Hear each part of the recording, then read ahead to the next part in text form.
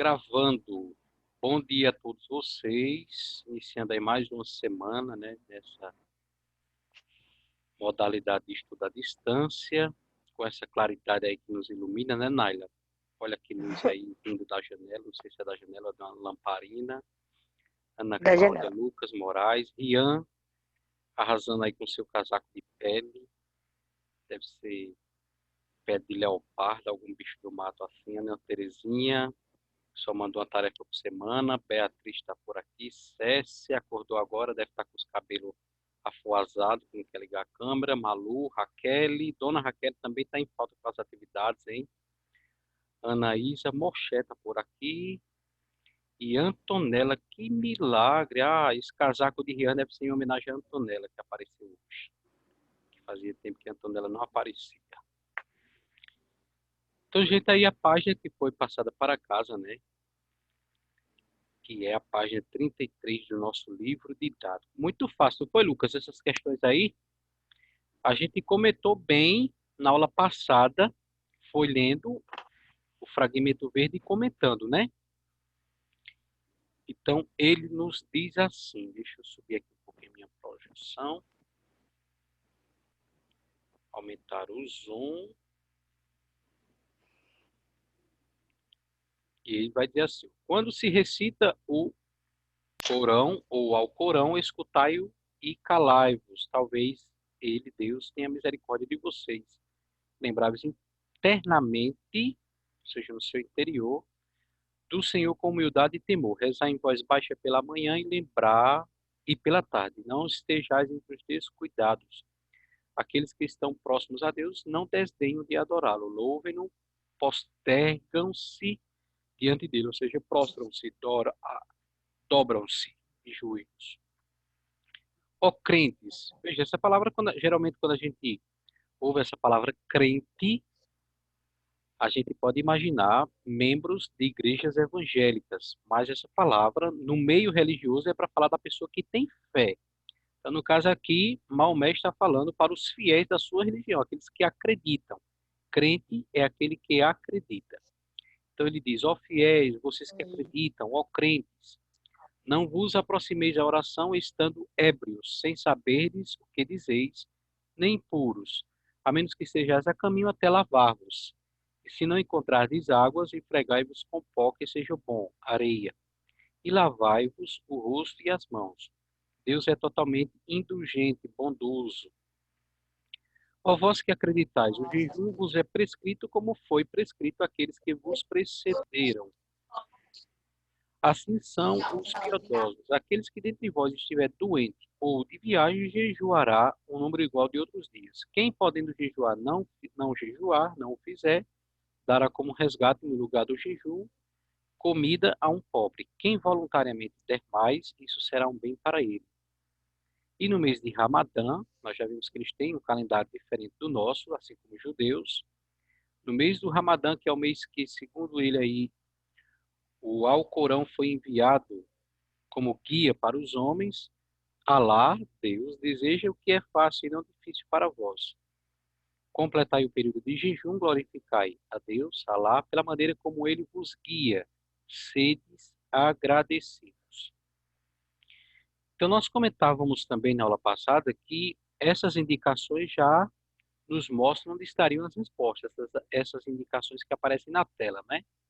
D, C, são possibilidades de onde encontrar a resposta dessas perguntas. Vou deixar aqui projetado na tela, porque também estou com o livro físico aqui. E vem aí a primeira perguntinha. Que condições o fiel, o crente, deve apresentar para realizar suas orações?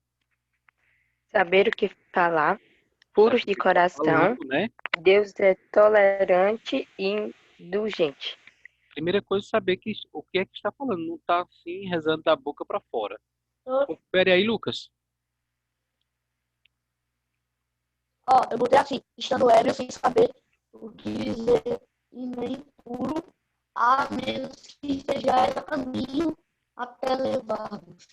Boa, né? Completou aí o que a nossa colega Nália começou, né? Sabe o que é que se Professor, diz, está ébrio, ou seja, não estar professor, ébrio, não estar embriagado, ter humildade, muito bem. Quem é que vai falar?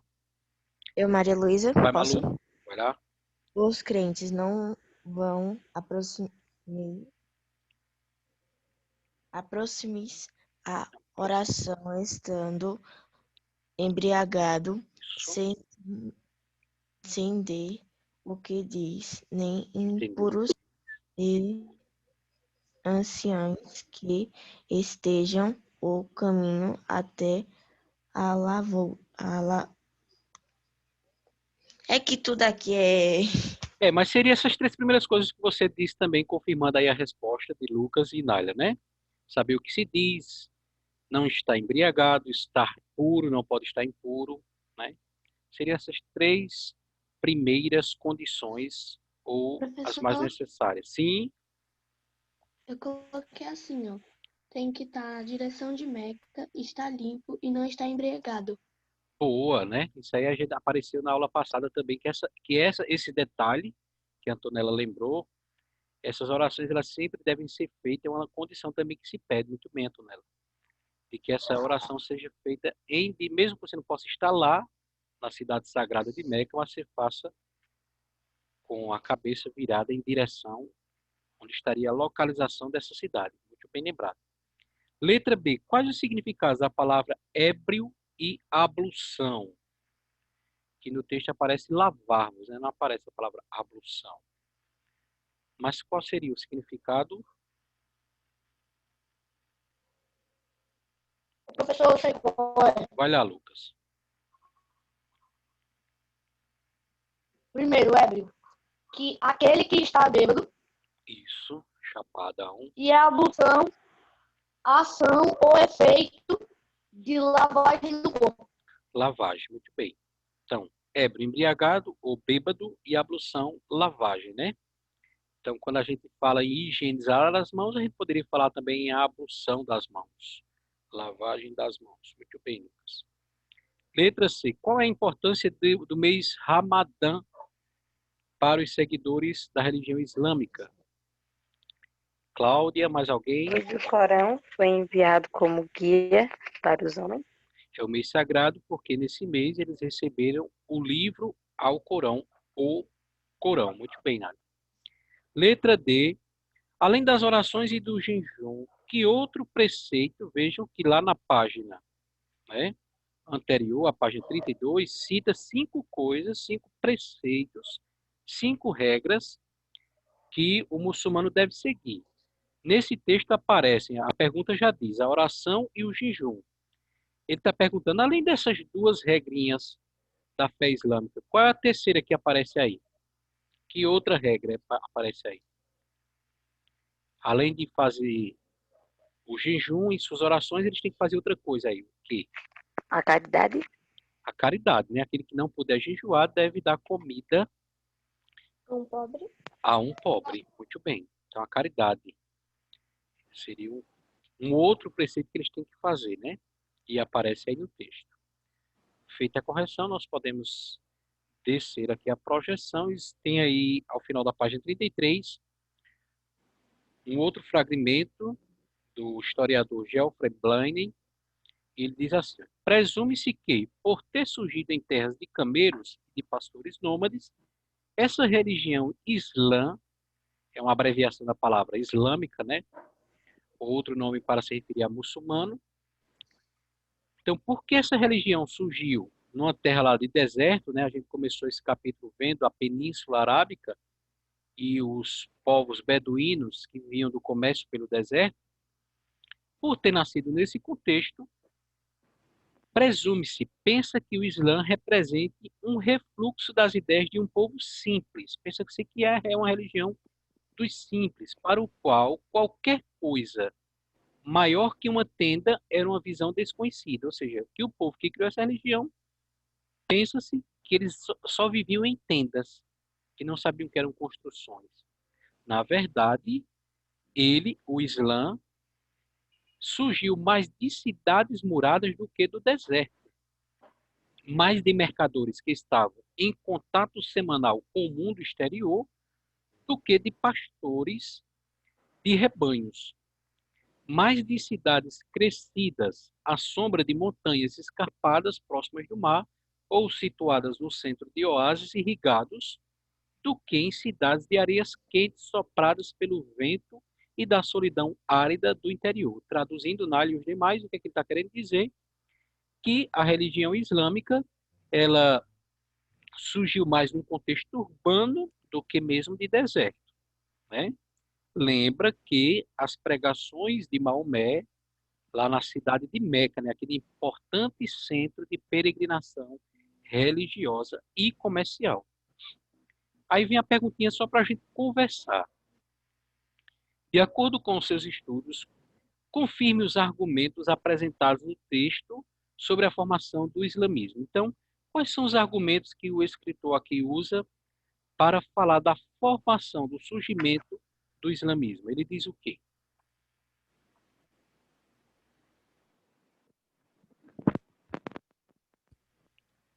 Gente, o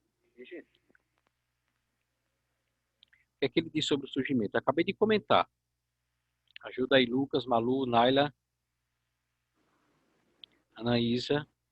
Surgidos em terra de camelos e de pastores nômades? Isso, que surgiu no contexto, valeu, Ana, no contexto de pastores nômades, cidades, né, camelos, dromedários. A gente já viu essa diferença. Eu estou achando que esse casaco de Rian é de pele de dromedário. Vamos lá na página 34. A política e a economia. Então, nós já sabemos, não é novidade para nós, que diz lá na página 34, que Maomé cria uma nova religião, né? A partir das pregações de Maomé, lá na Arábia Saudita, especificamente na cidade de Meca, nós vimos que surgiu aí uma terceira religião monoteísta, não é isso, Lucas e os demais?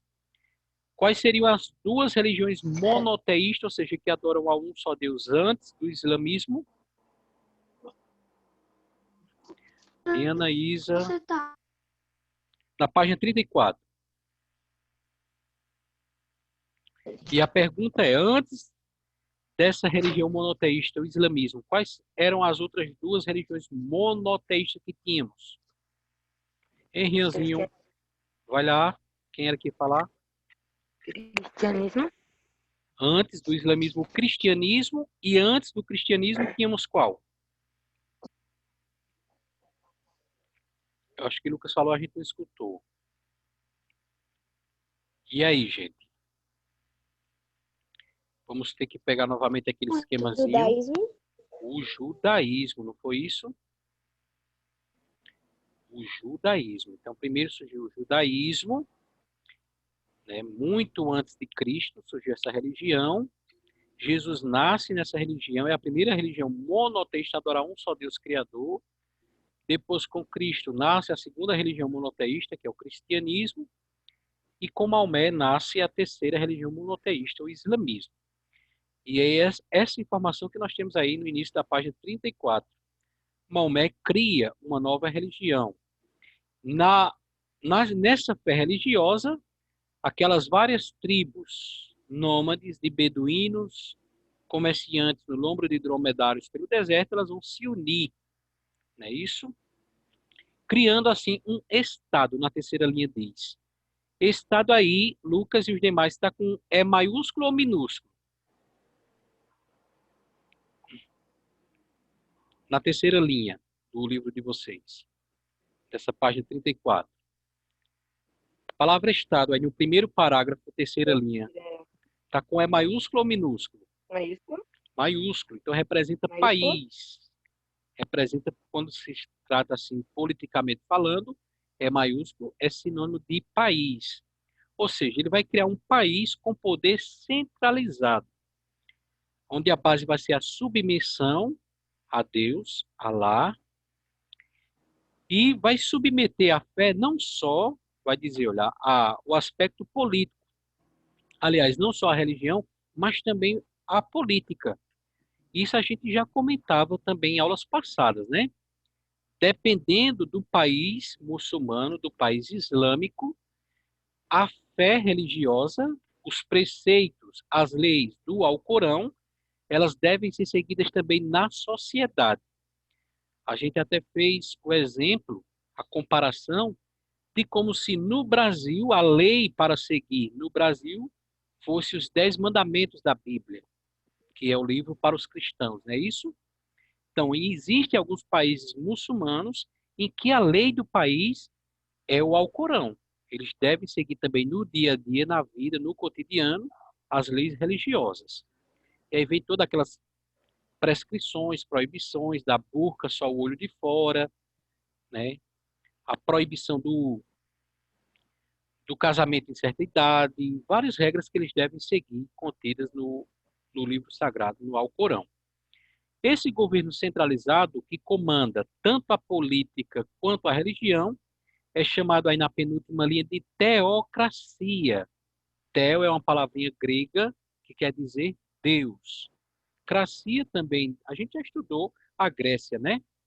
Então, cracia, e estudamos também quando vimos a Grécia, nós estudamos também as formas de governo, né? Vale a pena relembrar. Democracia, que é quando o povo participa, monarquia, que é o governo de um rei. Qual mais que a gente lembrou? Oligarquia, que é o governo de um grupo, e a tirania, que é o governo de um só, né? Pode ser também chamado de ditadura. Então, a teocracia, essa palavrinha do grego, teo, Deus, cracia, governo, que a gente já estudou as formas de governo, é uma forma de governo, teocracia, onde procura-se regular, submeter tudo à lei religiosa, ou seja, Deus, ele é o centro da vida das pessoas, inclusive do cotidiano, não só lá no templo religioso, mas também nas atividades do dia a dia. Essa forma de governo centralizada na religião é chamada de teocracia. Espero que tenha ficado clara essa palavrinha aí, né? Você pode até rapidamente aí no livro. Ô, professor, faz tempo que a professora Ana Lívia postou a aula dela. Já está gravada, Rian? Rianzinho, ajuda aí. Já está gravada a aula de português? A professora Ana Lívia postou a aula. Deixa eu olhar Não aqui. tem aula dela. Tem. Ela colocou, eu estou vendo aqui Tem- no grupo do sexto ano, Tem mas não? Mas mas- tem um link ali. tem um link, eu acho que é do Classroom, eu acredito. É algum Padlet, né? Então a atividade já está pronta. Mas a gente ainda tem 10, ainda É um tem 10 negócio dela, minutos. professor. E Isso, a gente não tem aula dela hoje, não. nós ainda temos 10 minutos, Professor, tem aula. estamos em nosso tempo ainda, né? Então você pode, como a gente dizia, pegar até rapidamente aí, Rian, e os demais, com uma caneta, escrever aqui, ó, entre um espaço de um parágrafo ou outro, abaixo dessa palavrinha teocracia.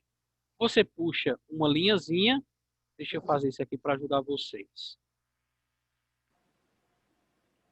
Pode puxar uma linhazinha aqui e escrever abaixo da palavra teocracia. Forma de governo baseada na religião. Para não esquecer mais o significado dessa palavrinha teocracia. Pronto, pode escrever aí com a letrinha bonitinha de vocês nesse É de espaço. caneta? Pode ser de caneta, né? Que a gente não vai apagar. É. Forma de governo baseada na religião. Só que aí tem um problema, Lucas e os demais. Quando Maomé, que criou essa religião, ele morre, quem que vai ficar no lugar dele? E aí ele vai morrer em 632, ou seja, 10 anos após que ele inicia essa pregação lá na Arábia Saudita de um único Deus. Então, seu sogro, Abu Bakr, é importante frisar que Maomé casou mais de uma vez, né? Inclusive, o seu segundo casamento foi com uma adolescente, se não me falha a memória, de 14 anos. E veja só, como a gente disse aqui na terceira linha, um poder centralizado. Então, esse governante que vai mandar tanto na política quanto na religião, um governo baseado na religião, o chefe desse governo vai receber o título de quê? Na segunda linha aí, desse segundo parágrafo. Califa? Califa. Valeu, Nália. Então, até hoje, veja que nós estamos estudando aí um contexto de 1400 anos atrás. Mas até hoje, por exemplo, a gente já deve ter ouvido falar num chamado Estado Islâmico. Quem já ouviu falar nessa palavrinha? Na TV ou nas notícias de internet? O Estado Islâmico. Alguém já ouviu falar nesse grupo?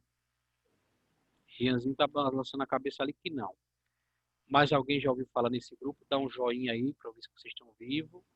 No Cochilaro, Terezinha, Anaís, Antonella, Ana Cláudia, Beatriz, Cessi, Malu, Raquel, Vitor, Matheus.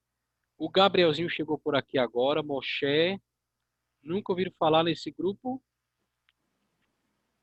Deixa eu fazer outra pergunta agora, Lucas, e os demais. No dia 11 de setembro agora, passado, né? Nós estamos aí no dia 21, há 10 dias atrás, nós lembramos 19 anos do atentado das Torres Gêmeas. Quem já ouviu falar nesse episódio aí? Ninguém também? Eu. O que que tu lembra aí, eu? Antonella, o que é que tu lembra, Antonella? Terezinha tá dando um joinha aqui. O que é que lembra desse acontecimento? O que foi isso? Onde aconteceu? Por que aconteceu? Quem fez? O que é que lembra, Antonella e os demais? O professor, eu só vi falar, eu não sei muito bem. Ok, vamos lembrando, né? Então, as Torres Gêmeas eram 2 edifícios gigantes que ficavam lá no centro da cidade de Nova York. Nova York é uma cidade, Rianzinho vai saber, embora esteja olhando para a televisão.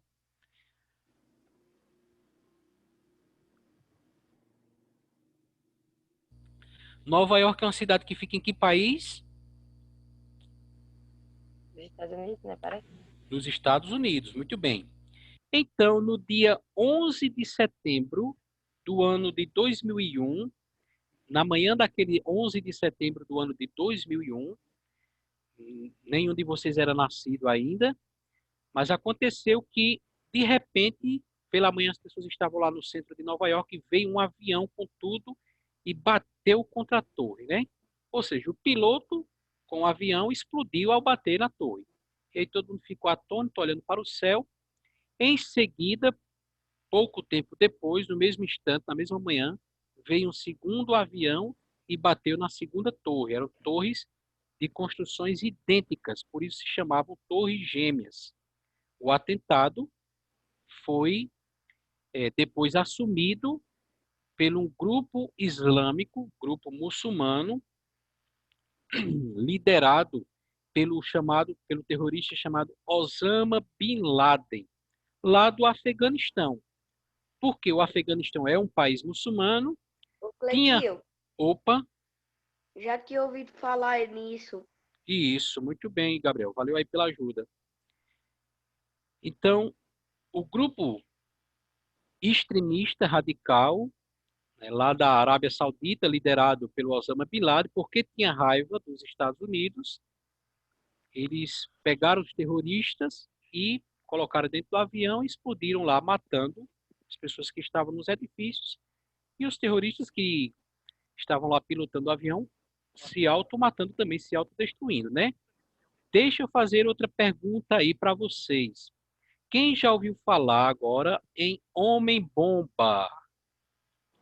Quem já ouviu falar? O Rianzinho está comemorando ali, disse que já.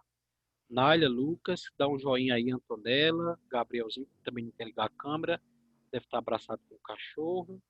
Nunca ouvi. Terezinha. Alguém já ouviu falar nessa expressão? Os homens Não. bomba explodiram tal edifício, tal rua, tal atentado, homem bomba, Raquel, Vitor Matheus, Moché, Anaísa.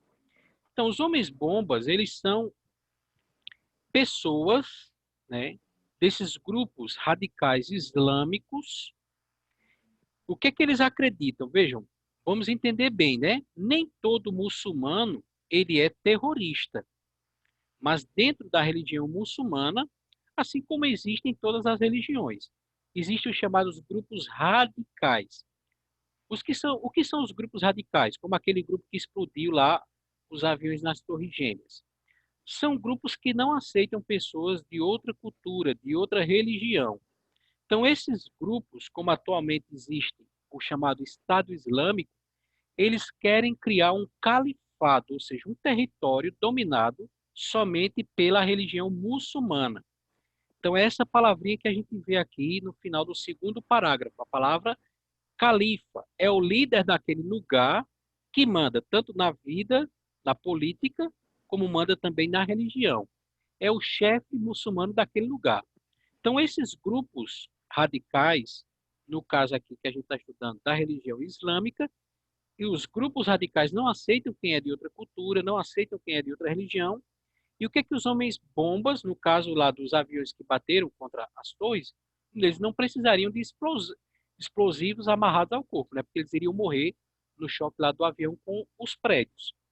Mas acontece frequentemente que muitos desses atentados acontecem dessa maneira. A pessoa, o radical islâmico, ele enche o seu corpo de bomba, ele chega num lugar onde tem muitos considerados infiéis, locais de muita aglomeração, e ele se explode matando quem está ali perto dele. Porque ele acredita que está ajudando a diminuir o número de infiéis, ou seja, o número está ajudando a eliminar a quantidade de pessoas não muçulmanas da face da terra, e lá no paraíso, por esse Tem gesto até no filme, né, professor? isso, por esse gesto heróico de morrer pela fé islâmica, morrer para eliminar os infiéis, os que não são muçulmanos, ele vai receber lá no céu uma recompensa de Alá. Então existem, como existe em toda religião, existe também no islamismo esses grupos radicais que querem criar califados, ou seja, territórios dominados somente pela religião muçulmana. Deu para entender um pouquinho sobre esses grupos radicais islâmicos, sim ou não? Sim ou não? Me dê um sinal de vida aí, Gabrielzinho, Joinha, Antonella, Lucas Moraes, Terezinha, Malu, Raquel, Cecília, acho que já cochilou, Bia, Ana Cláudia, Raquel, Vitor Matheus Moché. Deu para entender um pouquinho? Lara chegou agora. Sim ou não, gente? Cadê vocês? Sim. Não me deixe falando para a tela não, do computador. Não. Sim. Se surgir mais alguma curiosidade sobre que história é essa que o professor falou, de homem-bomba que se explode, fé islâmica, dá uma rápida pesquisada lá na internet.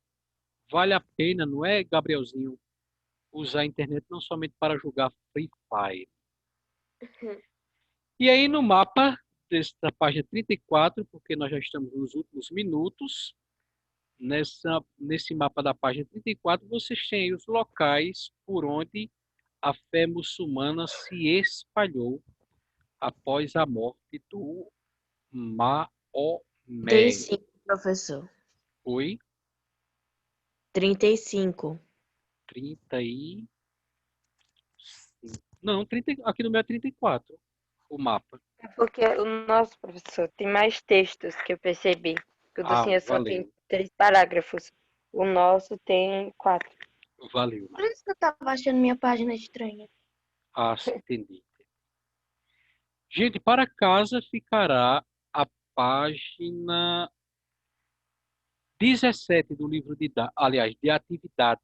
Página 17 do livro de atividades.